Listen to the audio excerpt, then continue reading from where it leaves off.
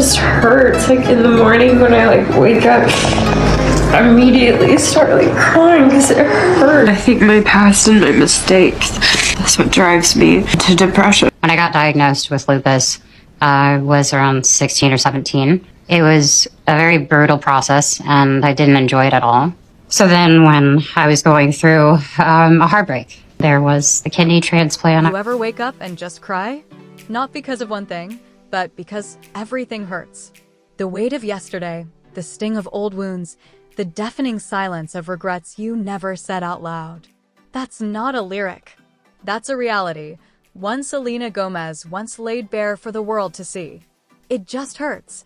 Like in the morning when I wake up, I immediately start crying. Because it hurts. Now pause. Imagine starting your day with tears before your feet even touch the floor.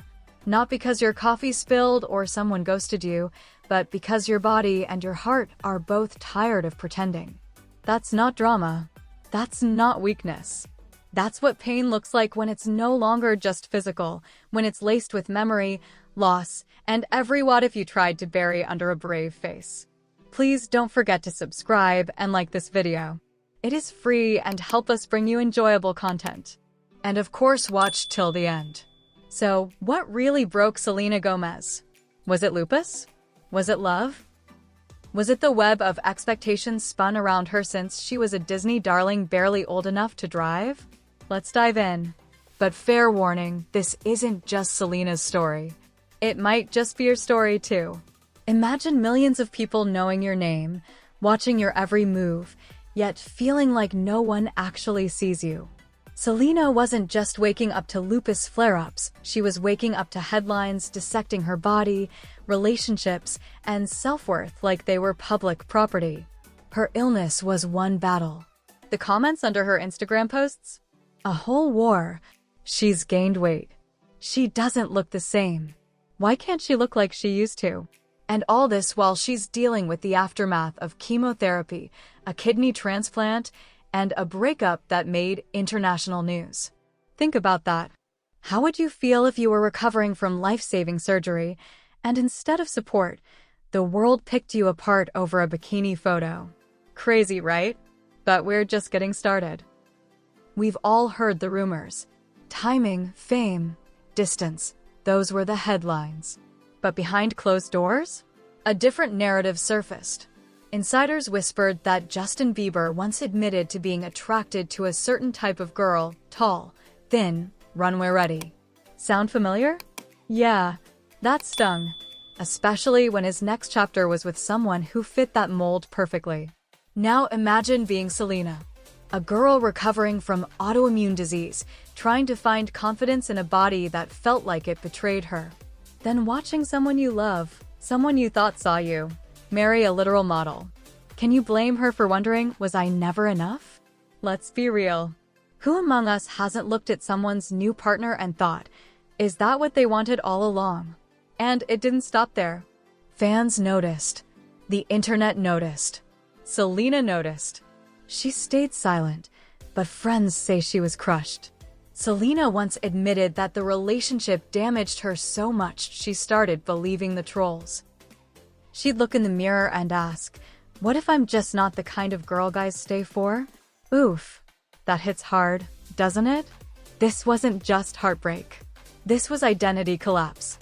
When your health is fragile, and your heart even more so, the tiniest comment can feel like a gut punch. Add fame, public scrutiny, and a million strangers telling you what you should look like, and it's no wonder she started to spiral. But here's the part that hits differently. She still kept showing up. To work, to the stage, to life, even when it hurt.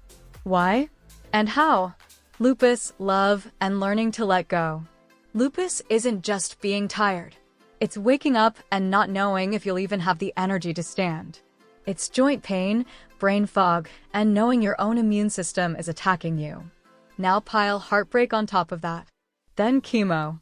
Then public judgment.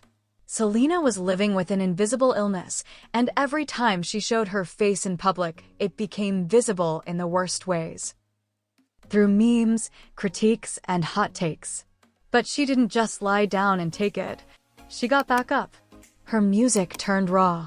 Her interviews became honest. She stopped pretending. And yet, the pain didn't just disappear. Healing never works that way. But here's the twist you didn't see coming. What if the very things that broke her also rebuilt her? That bikini photo and the power of not apologizing. Remember that infamous post-surgery bikini photo? The one where she was finally smiling, finally alive. It wasn't just about being left. It was about being replaced by someone who seemed to embody everything the world told Selena she wasn't. And then came the ultimate insult, being branded too emotional in the media.